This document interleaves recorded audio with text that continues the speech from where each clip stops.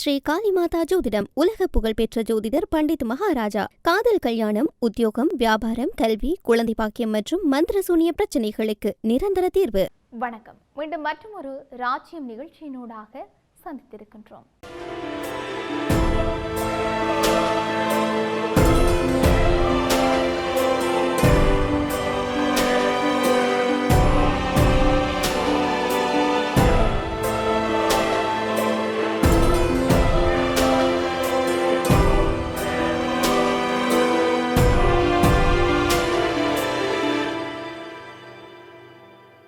America ஈரானின் புதிய உச்ச தலைவர் மொஜ்தபா கமேனி உயிரோடுதான் இருக்கின்றார் என்று அமெரிக்கா அறிவித்துள்ளது.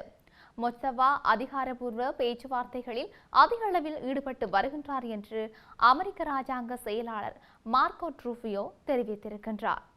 அமெரிக்க காங்கிரஸ் சபையில் சாட்சியம் அளித்த போது அவர் இந்த தகவலை வெளியிட்டிருக்கின்றார். இந்த ஆண்டின் தொடக்கத்தில் அமெரிக்கா மற்றும் இஸ்ரேல் நடத்திய வான்வழி தாக்குதல்களில் ஈரானின் முன்னாள் உச்ச தலைவர் அயதுல்லா அலி கமேனி கொல்லப்பட்டிருந்தார். அந்த தாக்குதலில் அவரது மகனான மொஜ்தபா கமேனியும் படுகாயமடைந்ததாக கூறப்பட்டதை தொடர்ந்து அவர் நாட்டின் புதிய உச்ச தலைவராக பொறுப்பேற்றார். தாக்குதல்களுக்கு பிறகு மொஜ்தபா கமேனி இதுவரை பொது வழியில் தோன்றவோ அல்லது நேரடியாக பேசவோ இல்லை என்பது இங்கு குறிப்பிடத்தக்க விடயமாக இருக்கின்றது. அரசு ஊடகங்களில் அவரது பெயர் வெளியாகும் எழுதப்பட்ட செய்திகள் மற்றும் இடைத்தரகர்கள் மூலமாக மட்டுமே அவரது தொடர்புகள் இருந்து வருகின்றன. அமெரிக்கா மற்றும் இஸ்ரேல் ஆகிய நாடுகள் அவரை குறிவைத்து படுகொலை செய்யக்கூடும் என்ற பாதுகாப்பு அச்சமே அவர் பொது வழியில் வராமல் இருப்பதற்கு காரணம் என்று கருதப்பட்டும் இருக்கின்றது. இது குறித்து நாடாளுமன்ற குழுவிடம் பேசிய மார்க்கோ ரூபியோ பின்வருமாறு குறிப்பிட்டிருக்கின்றார்.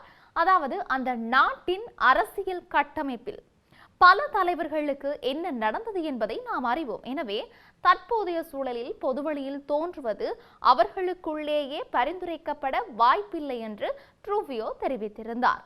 எனினும் மொஜ்தபா கமேனி தொடர்ந்து சில மட்டங்களில் பேச்சுவார்த்தைகளில் ஈடுபட்டு வருகின்றார் என்பதற்கான அறிகுறிகள் நமக்கு கிடைத்திருக்கிறதாக அவர் தெரிவித்திருந்தார். தற்போது அமெரிக்கா மற்றும் இஸ்ரேலுடன் நடந்து வரும் போர் நிறுத்த பேச்சுவார்த்தைகள் மற்றும் அணுசக்தி திட்ட விவகாரங்களில் மொஜ்தபா கமேனி பின்னணியில் இருந்து முக்கிய முடிவுகளை எடுத்து வருவதாக அமெரிக்க தரப்பு நம்பிக்கை வெளியிட்டிருக்கின்றமையும் இங்கு குறிப்பிடத்தக்க ஒரு விடயமாக இருக்கின்றது. தொடர்ச்சியாக மத்திய கிழக்கு பிராந்தியத்தில் பதற்றம் உச்சகட்டத்தை எட்டியிருக்கிற நிலையில் ஈரானுக்கு சொந்தமான ஹெஸ் தீவில் இருக்கின்ற ஈரானிய இராணுவத்தின் தரை கட்டுப்பாட்டு மையம் மீது அமெரிக்க இராணுவம் தற்காப்பு தாக்குதல்களை நடத்தியதாக அமெரிக்க மத்திய கட்டளையகம் அறிவித்திருக்கிறது. மத்திய கிழக்கு பிராந்தியம் முழுவதும் ஈரான் நடத்த முற்பட்ட தாக்குதல்களுக்கு பதிலடியாகவே இந்த நடவடிக்கை எடுக்கப்பட்டதாக அமெரிக்கா தெரிவித்திருந்தது. அமெரிக்காவின் இந்த நடவடிக்கையை தொடர்ந்து ஈரான் தன்னுடைய அண்டை நாடுகள் மீது பல பாலிஸ்டிக் ஏவுகணைகளை ஏவி தாக்குதல் நடத்தியும் இருந்தது. எனினும் இந்த ஏவுகணைகள் அனைத்தும் இலக்குகளை தாக்க தவறிவிட்டதாக அமெரிக்கா தெரிவித்தும் இருந்தது. குறிப்பாக குவைத்தை நோக்கி ஈரான் ஏவிய 2 ஏவுகணைகள் இலக்கை அடைவதற்கு முன்னரே நடுவழியில் உடைந்தோ அல்லது விழுந்தோ அழிந்திருக்கிறதாக தெரிய வருகின்றது. மேலும் பஹ்ரைனை இலக்கு வைத்து ஏவப்பட்ட 3 ஏவுகணைகள் அமெரிக்கா மற்றும் பஹ்ரைன் வான் பாதுகாப்பு படைகளால் உடனடியாக நடுவானில் இடைமறித்து அளிக்கப்பட்டிருக்கிறதாக கூறப்பட்டிருக்கின்றது. இதேவேளை ஹெஸ் தீவில் அமெரிக்க படைகள் நடத்திய ஆக்கிரமிப்பு நடவடிக்கைகளுக்கு பதிலடியாகவே குவைத் மீது தாங்கள் தாக்குதல் நடத்தியதாக ஈரானின் புரட்சிகர காவல் படை ஒப்புக்கொண்டிருந்தது. குவைத் நோக்கி தாங்கள் குறைந்தது 10 பாலிஸ்டிக் ஏவுகணைகளை ஏவியதாக குறிப்பிட்டிருக்கிற அவர்கள் இந்த தாக்குதல்கள் வெறும் ஆரம்பகட்ட பதில் மட்டுமே என்றும் எதிர்காலத்தில் இதைவிட மிக கடுமையான பழிவாங்கும் தாக்குதல்கள் நடத்தப்படும் என்று சொல்லியும் எச்சரித்திருக்கின்றார்கள். இவை இப்படி இருக்க, ரஷ்யா நூற்றுக்கணக்கான ட்ரோன்கள் மற்றும் டசன் கணக்கான ஏவுகணைகளை கொண்டு உக்ரைன் மீது நடத்திய அதிபயங்கர தாக்குதல்களில் 22 பேர் கொல்லப்பட்டிருக்கிறதோடு 130 பேர் காயமடைந்திருக்கிறதாக சர்வதேச ஊடகங்கள் தெரிவித்திருக்கின்றன.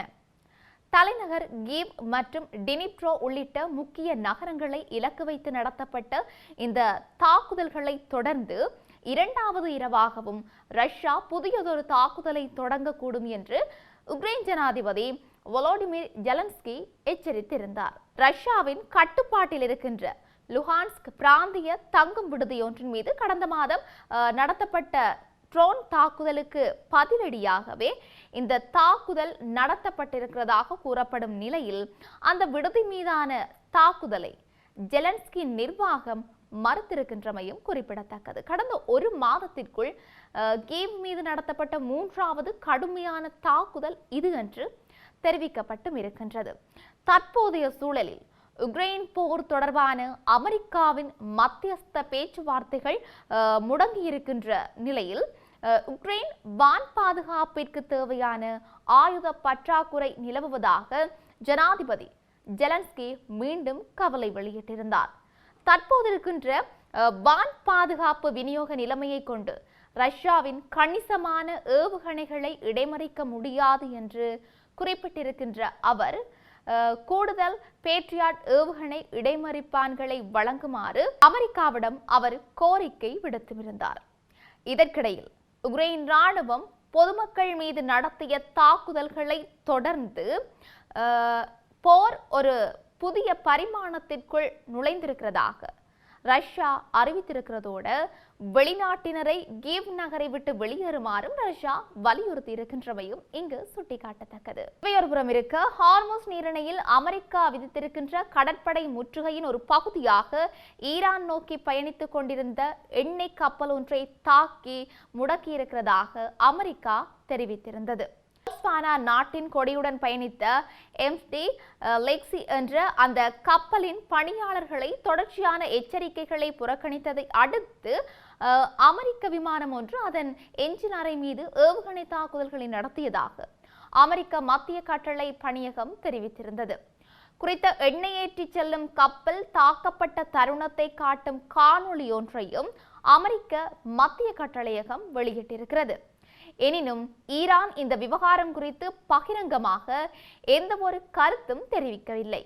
ஈரானிய துறைமுகங்களுக்குள் நுழையும் மற்றும் அங்கிருந்து வெளியேறும் அனைத்து கப்பல்களுக்குமான தன்னுடைய முற்றுகையை அமெரிக்க ராணுவம் ஏப்ரல் 13ஆம் தேதி முதல் அமல்படுத்த தொடங்கியது. அமெரிக்க மத்திய கட்டளை பணியகம் வெளியிட்டிருக்கின்ற அறிக்கையில் சர்வதேச கடல் பகுதியில் கார்க் தீவை நோக்கி பயணித்த போட்ஸ்வானா கொடியுடனான MT லெக்ஸி கப்பலுக்கு எதிராக அமெரிக்க படைகள் முற்றுகை நடவடிக்கைகளை மேற்கொண்டன என்று சொல்லி தெரிவிக்கப்பட்டிருந்தது. மேலும் அந்த கப்பலின் பணியாளர்கள் 24 மணி நேர காலப்பகுதியில் பலமுறை அமெரிக்க படைகளின் அறிவுறுத்தல்களுக்கு இணங்க தவறினார்கள் என்று சொல்லியும் அதில் கூறப்பட்டிருந்தது. இந்த முற்றுகை அமலுக்கு வந்ததிலிருந்து ஒட்டுமொத்தமாக 6 வணிக கப்பல்கள் முடக்கப்பட்டதோடு மேலும் 122 கப்பல்கள் வேறு திசைக்கு திருப்பிவிடப்பட்டிருக்கிறதாக அமெரிக்க மத்திய கட்டளை பணியகம் குறிப்பிட்டிருக்கின்றமையும் இங்கு சுட்டிக்காட்டத்தக்க ஒரு விடயமாகவே இருக்கின்றது. இப்படி இருக்க உலகளவிய ரீதியில் இன்னும் என்னெல்லாம் நடக்கப் போகின்றது என்று நாங்களும் பொறுத்திருந்து பார்க்கலாம். மீண்டும் மற்றொரு பதிவினூடாக சந்திக்கலாம். வணக்கம்.